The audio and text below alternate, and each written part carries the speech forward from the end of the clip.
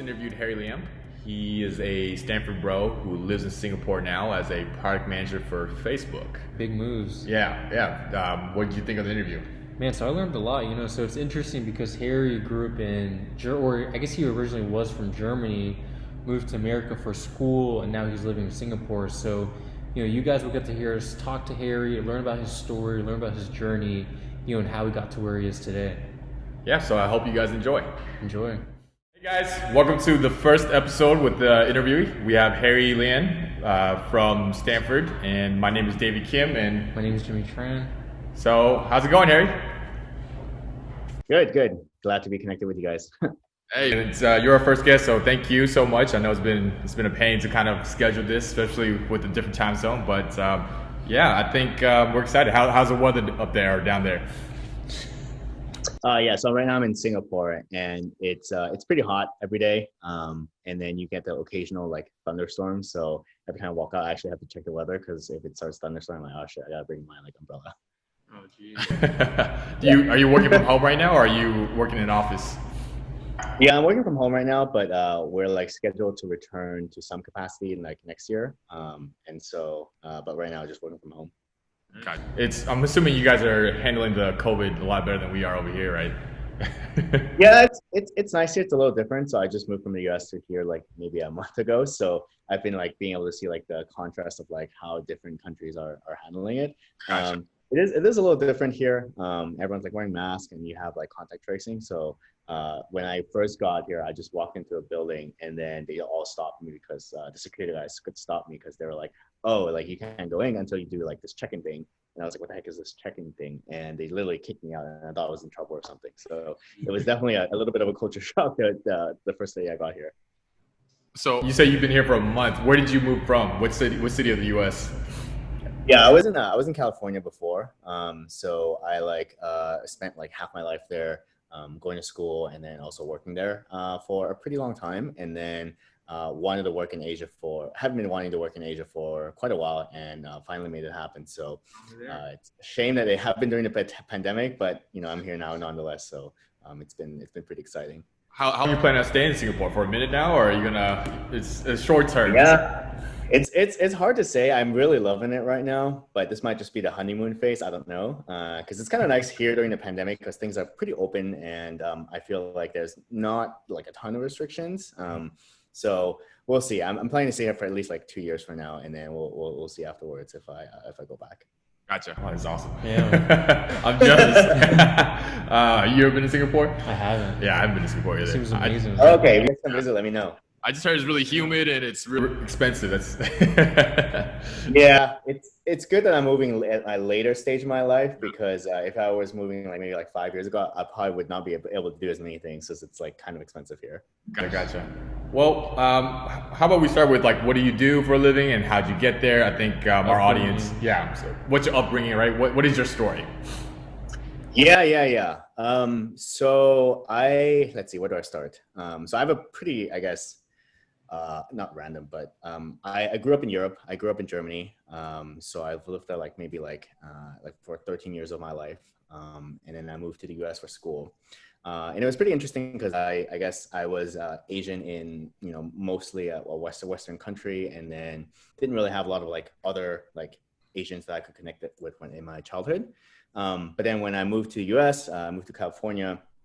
I went to a high school that was like predominantly Asian. And so it was kind of nice, like starting to get to meet people who are like very similar to you.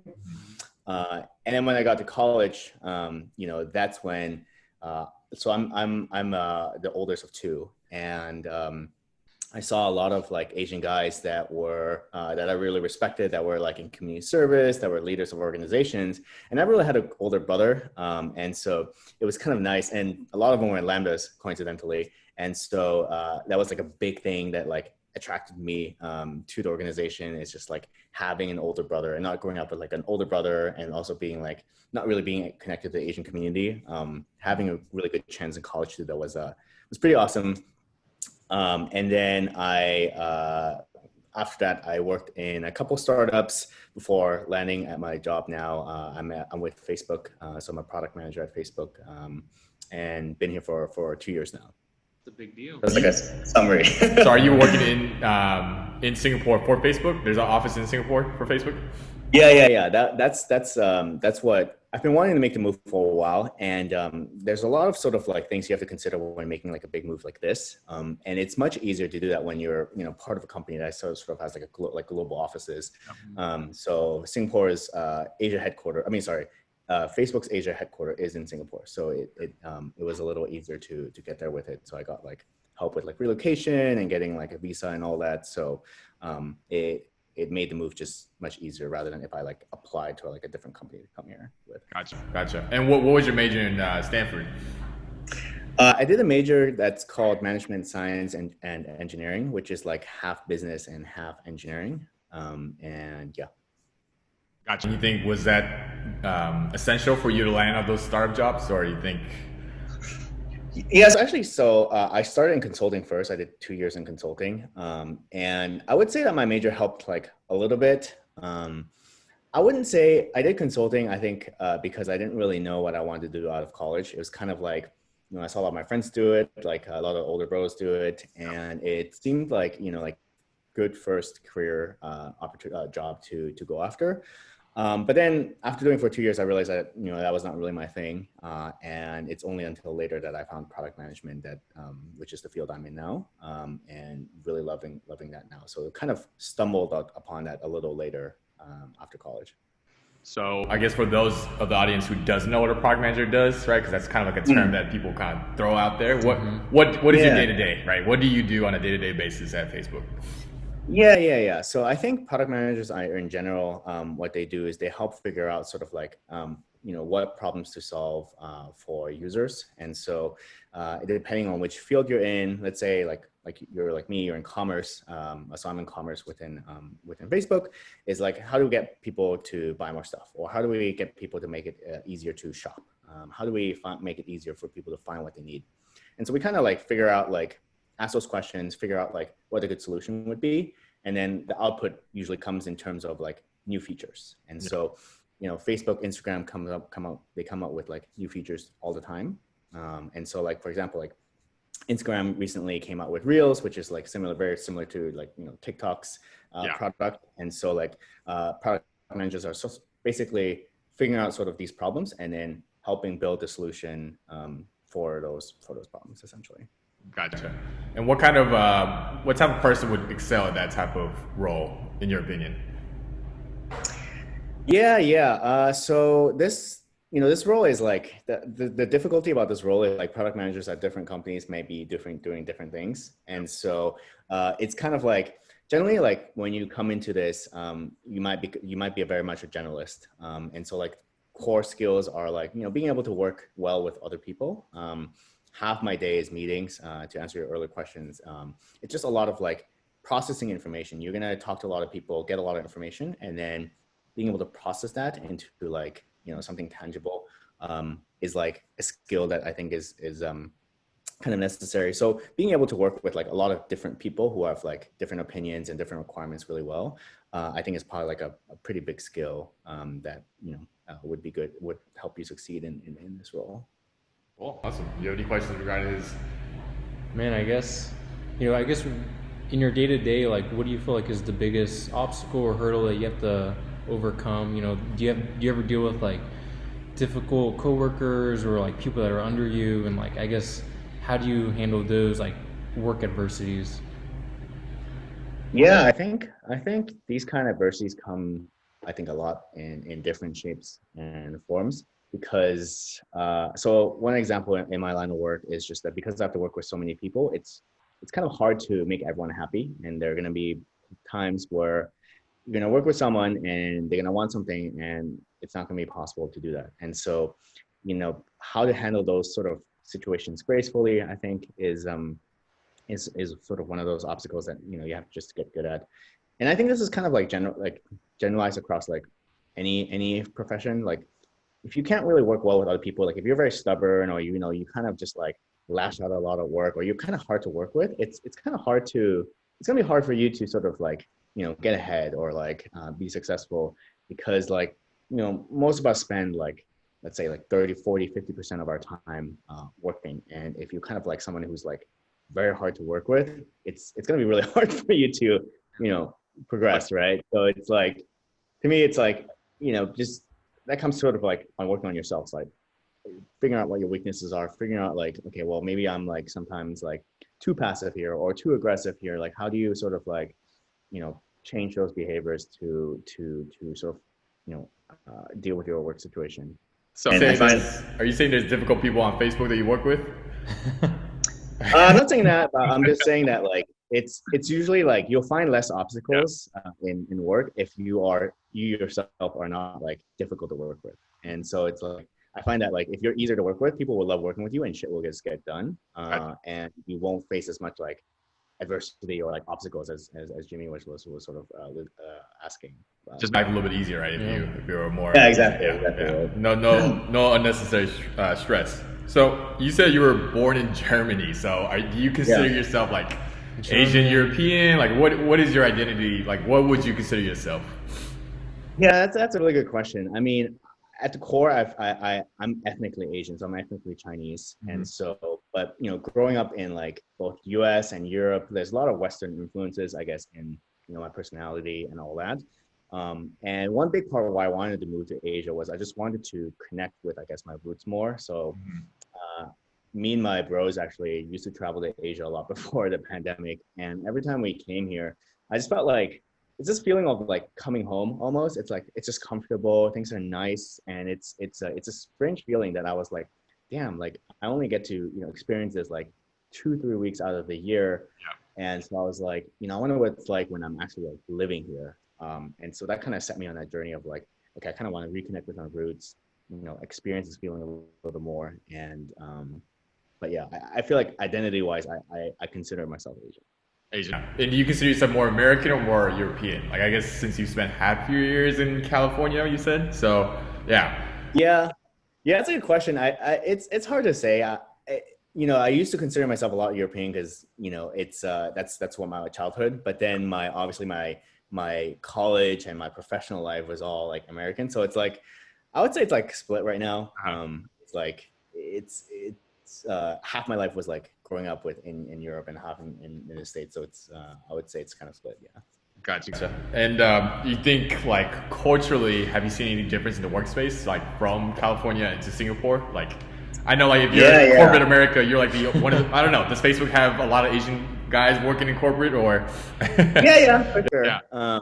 But culturally, there are a lot of differences. One interesting thing is that I think in the U.S., like people are more like lax, and so it's not lax in a way with work, but more like in personality. So it's like in meetings we would joke a lot, and I would consider like a lot of my friends like really close, like not close coworkers, but people would joke a lot more. Yeah. Whereas I think in Asia it's a little more serious. I think people are a little more serious. I don't know if it's also because we're working from home, so it's like harder to like make like good social connections. Like if me and you are hanging out and we're in like the same room together, I feel like the interaction might be a little different than what we're doing on camera, which is like, or not on camera, on video, which is I think a little more intentional. So I guess the biggest difference I noticed was just like things a little more serious here in Asia, which and I think it's also Singapore's culture to be like a little more harder working. So I think that also contributes to it. Have you met any of your workers yet, or has everything been strictly virtual?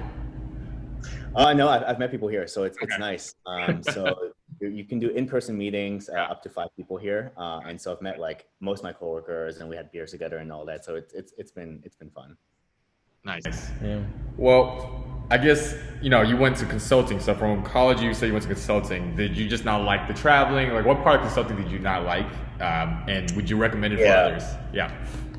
I think the traveling was actually really nice. It gave me an opportunity to like fly on company dime to like different places in the US and get to experience like different cities.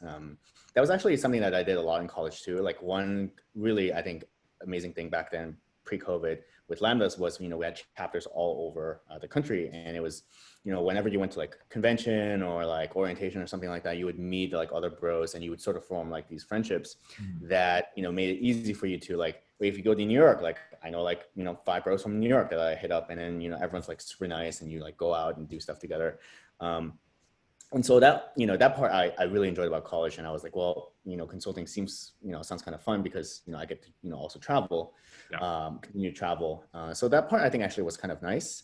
The part that I guess didn't like as much was kind of like you would spend a lot of time on the job, sort of like working on a really big problem that like another company has.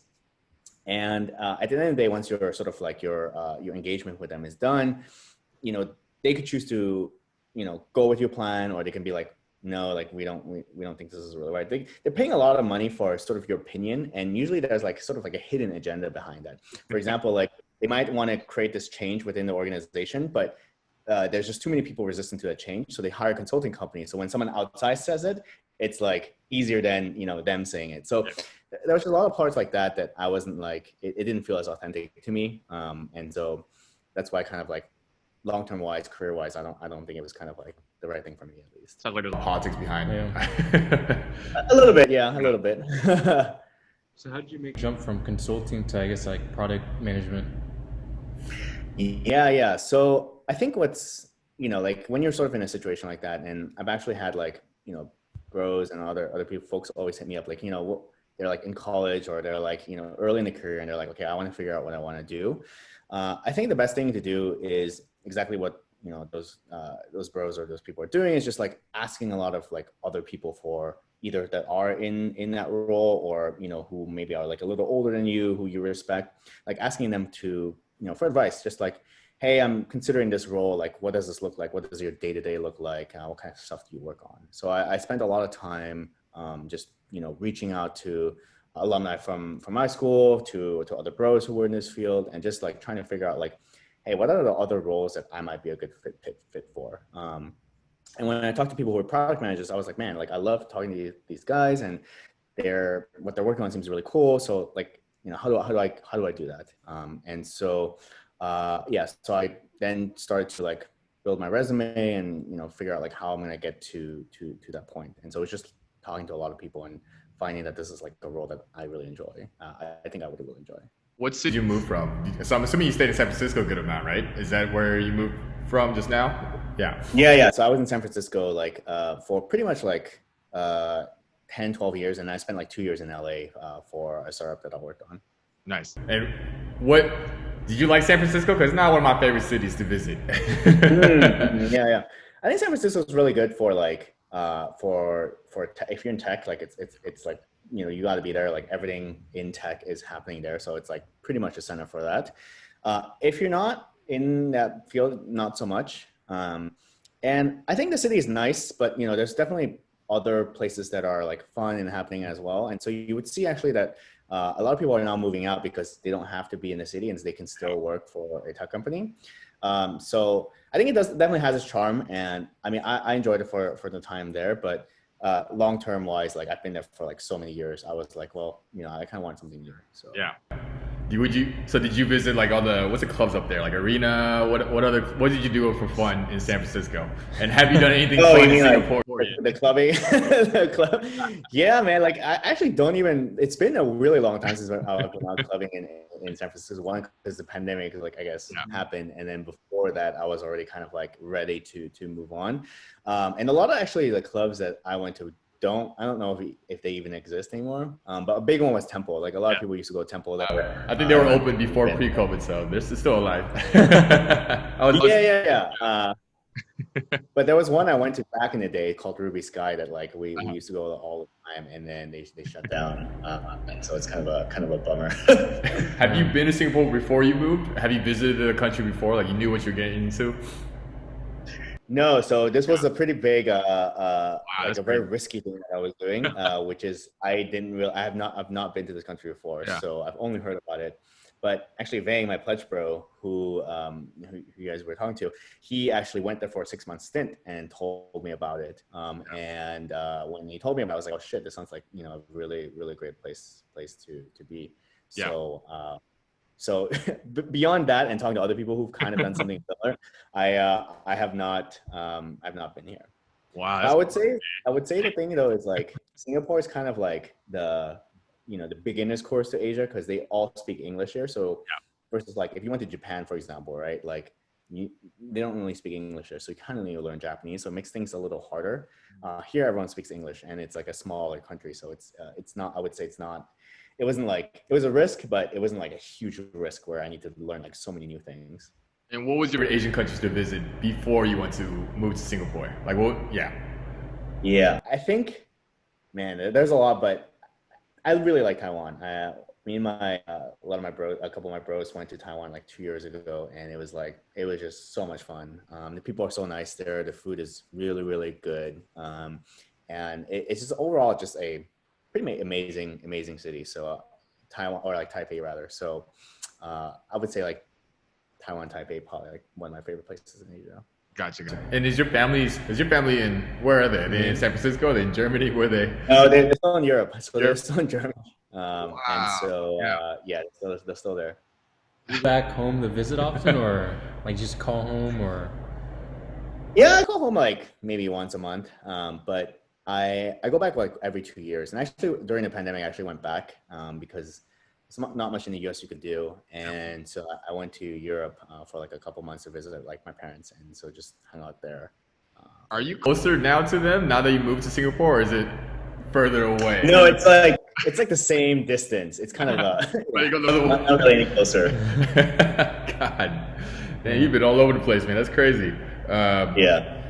And I guess growing up and going through college, and in your young adulthood, like, would you say that like being an Asian American, like how like identifying yourself as an Asian European or Asian American, how did that impact who you are today, and like how did that shape you? And yeah, what are your thoughts on that? Yeah. It's interesting because growing up, like when I was in Europe, it would be interesting because my parents would teach me certain things, and I wouldn't see that as much like happening outside of my home, right? And so it's like, for example, like in our culture, I think respecting your elders is like a pretty big thing, right? Like family, your grandpa, your parents, and all that. But then I would sometimes, go to my friend's house, and my friend would just be yelling at their mom, and nothing would happen. The classic example. And I come home, and like, if I do this, I'm done. I'm gonna be grounded. They're gonna spank me probably, and I'm not gonna be able to like, like, it's just not. It would just not happen in our household, right? So it was kind of strange seeing that growing up, but I was like I was young, so like I didn't really know what to do with it. But then coming to the States, and I went to like a more predominantly Asian high school, I would see a lot of the things that I was taught kind of now reflected in like other people. I would see other people also studying hard, and like they would also feel pressure from their parents, like, hey, you got to get into a good school, which in Europe it was not as much of a thing. So then I started to see, wow, like, okay, there's other people that are kind of like me now. Like the world is a little bigger than I thought. And so, and then when I got to college, Was there no Asians in your school in Europe, like wherever you were in Germany? no, I was literally like one of three people of like 400 that were like Asian. And so it was like very, very strange, when you're like, okay, I don't look like them. We don't really, we're like kind of different. Like why am I here? But to me, it's like, I didn't see an alternative. Like it wasn't like I grew up first in like Asia and I saw that. It's like that was just my world, and I just accepted that was normal, Yeah. And only until I moved to the States was I like, oh shit, there's like other people who are like me. Yeah. Were you kind of thrown off when you came to the States, and you went to your school that was predominantly Asian, and you saw more people like you? Was it kind of like off-putting almost to see so many Asian people? It wasn't off-putting, but it was just strange because I was like, I've never seen so many Asian people like in one place, and it's like, and then it's like they're all kind of similar, like we're all kind of similar. So I was like, damn, like this, it's almost like I've been missing out on a little bit, It's kind of like, wow, like this would have been really nice if you were my friend back then, like we would have more things to talk about. But since then it's been kind of like, okay, well, at the very least now I know this, and then I try to sort of like connect to that community a lot more, and which is why also like Lambdas for me was a pretty big thing when I went to college. You hang out with bros to this day? I know you mentioned your pledge bro and whoever. Do you still see some of your pledge bros, or do you see someone in your chapter? How is Lambda still part of your life right now, would you say? Yeah, I would say my closest friends are like my pledge bros, and Yeah. so we actually used to live with two of them back in San Francisco, and so we've stayed close since then. And actually, like after college, we decided that we would try to make a trip together every like 2 years or so. So every 2 years we'd plan like a big trip to like Asia or like Hawaii or something like that. And we were able able to pretty be consistent about it until I guess now, which makes things a little harder. But even in San Francisco, like the close friends, the people I always hung out with, like were my bros. So it's nice to have you know to still be connected until now. Gotcha.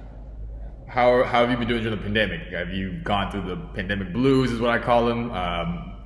Moving into a new country, like have you felt some moments where you're just kind of overwhelmed, right, with the move and the pandemic going on? How have you been able to, I don't know, adapt, stay afloat, right? What are some things that you've done? Oh man, like I went through all the phases, dude. Like the baking phases, the blues that you mentioned, and like going through all the TV shows. Yeah, man. Like I think it's hard, man. I think it's hard on everyone. Like everyone's situation is different, and I think in the beginning of the pandemic, like I think towards like March and April, like a lot of my travel plans also got canceled. Like I went through that phase. It's like figuring out like calling hotels and figuring out whether you can get a refund and all that. And it's honestly been rough, dude. This year, I think probably wasn't. It's a shitty year. And so I think for the first couple months in the beginning, I was like having a really hard time dealing with it. But it was good that, at the time I was also living with my bros who were good supporters. And then I went to my families in Europe. So having a good support network, I think really like helped me like get through it. And now that I'm here, I think I would say Singapore is a little further ahead than like, let's say like the US in terms of like way ahead. It feels somewhat like normal life. Like it's not quite normal life yet. There's still a lot of restrictions, but I don't feel as like restricted as and people here aren't like paranoid about things. It's like people are just trying to resume like their normal life. So it's I would say like I guess slightly past the blues now. Well, what do you feel like help you get over those blues? Like, was it just kind of like just the progression of COVID kind of phasing out? I guess what really helped you during the pandemic? Yeah, I think it's like that support network that I mentioned. Like, it's especially because it's unique in a way where it kind of confines you and you don't get to see, people as much as, you used to.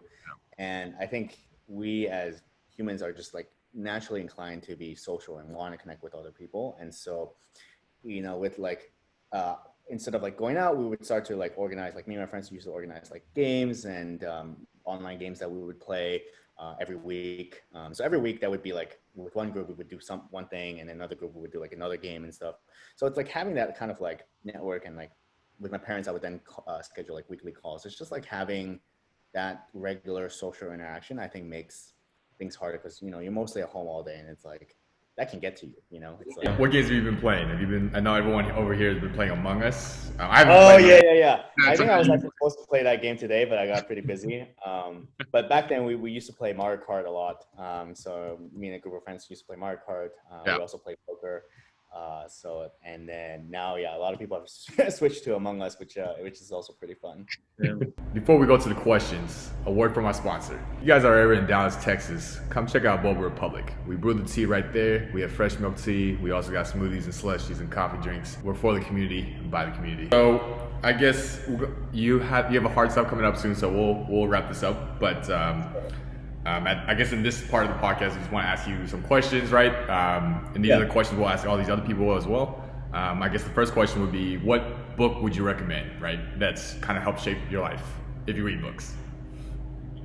Okay. That's a good one. I haven't read. Let's see. I haven't read a book recently. Maybe the most recent book that I read, maybe like a year ago, was or a year and a half ago. I don't remember. But a book that stands out in my mind, I think, is like Shoe Dog. It's this book by Phil Knight, the founder of Nike. Right. And it basically details a story about like how he came to build Nike. Mm-hmm. And it's a pretty like fun story to read. He's like this really kind of goofy guy a little bit, not like super serious like businessman, whatever. He was just like this guy on a mission just to make like really, really great running shoes. And so that was a pretty fun and entertaining read, but also a pretty good read about like how to overcome resilience and how to overcome obstacles and just being like, this guy got so much shit thrown at him, like in the beginning of Nike. Like there's so many moments where Nike would have not happened. But this guy just like kept going and kept persevering. I feel like, that kind of story could be uplifting pretty like now in our situation where, shit's just not great. I think it might be a pretty fun, and I think also pretty nice read for this kind of situation. Gotcha. And what podcast do you listen to? If you listen. Yeah. What's I unfortunately don't listen to podcasts, so can't recommend any, unfortunately. We'll go on to the next question then. What are your hobbies? What do you like to do for fun? Yeah, I mean, one thing that I'm, I just like to push myself, I think, in terms of like a lot of aspects of my life. And so like working out has also been a pretty big part of my life. Back when I was in San Francisco, me and my bros would used to challenge each other physically a lot in a lot of different things where, we would do like push-up contests, or we would try to like pull-up contests, and we would do things like train for obstacle races together. And then I did CrossFit for a little bit. And so coming here now, I'm like trying to get into like other sports or other things. So I've been doing boxing recently. Nice. So it's just exploring like different sort of like athletic interests. I think is something that I'm pretty interested in right now, since I'm in a new place, trying something new. Would you say you're a gym rat? Is what you're saying?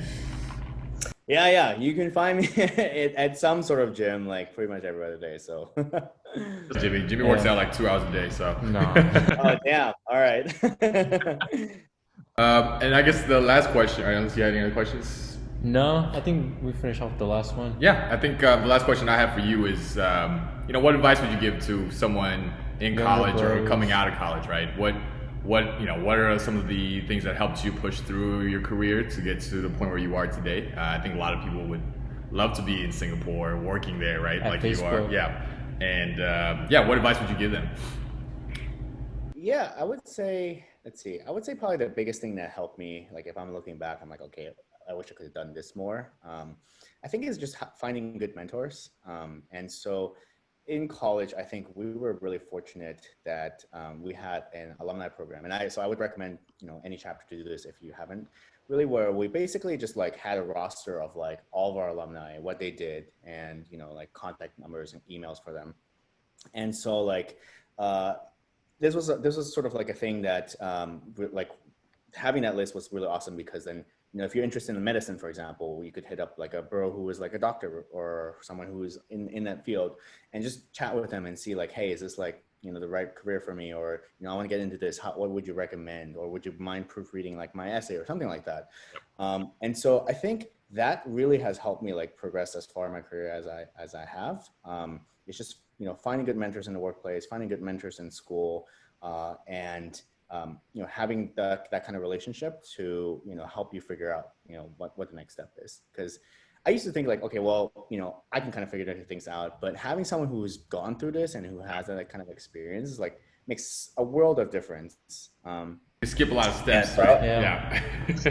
Yeah. So I would recommend, like, if you have, and I think Lambdas is like, that's one great thing about Lambdas, I think, that we have is like, we have a really large network of people who can, help you progress in your career, or like, whatever you want to do, and like, or like invest together. Like I invest with a bunch of bros together. So there's a really, really good and strong network that I would highly encourage people to take advantage of, because, that's probably one reason why a lot of people join in. So, and you're not joining just for college. I think there's a benefit afterwards too. So I would highly recommend people to sort of take advantage of that. Yeah, Bang, actually, your pledge bro, he and I just talked the other day, and we're going to invest together into this property in Houston. So. Oh yeah, I think you mentioned that. Yeah. So that's awesome. Love Bang. He's a great guy. But yeah, I think the best thing is, I think hitting up other people is a great advice. Mm-hmm. I think there's a difference between some people who are too tentative to reach out, but I think it's always what's the worst case, that can happen, right? They can just say, no, I'm too busy, which, everyone is busy. But great. Well, thanks. Yeah. Hey, I really appreciate your time, man. Appreciate you. Yeah. I'm excited. For the listeners out here, how can the listeners reach out to you if they wanted to reach out to you? Is there an Instagram handle that you have, or Facebook? They can either reach me on Instagram or on my email. So my email is just harry.lian@gmail.com, and then my Instagram is harryxlian on Instagram. So great. Well, it was great talking. Yeah, thank you so much for your time, man. Good luck in Singapore, buddy. Yeah, thanks connecting with you, David and Jimmy. Yeah. All right, take care. All right, have a good one. You too. Bye. So that's gonna wrap up our first interview. What was your main takeaway? I think my main takeaway from Harry's interview was just his, his mentioning of how you should have a mentor, like I'll say you were my pledge captain, so you kind of acted as a mentor for me, my pledge bros, and I definitely agree whether you're wanting to make like a career change, like a life change, any life event, honestly, having a mentor will help you skip a couple steps because they might have gone through what you're going through right now. So why not reach out to that mentor, see what they have to say, and at the end of the day, the worst thing they could say is no. Yeah, and totally agree with that. I think it's just a great opportunity that the Brotherhood provides, and so why not take advantage of it? So, see you guys on the first. Till next time. See you guys later.